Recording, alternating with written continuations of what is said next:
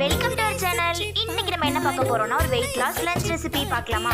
Quinoa rice 1 cup, 1 boiled egg, sprout salad 1 cup, தவா பன்னீர் 50 gram, அப்புறம் மேரக்காய் சாம்பார்.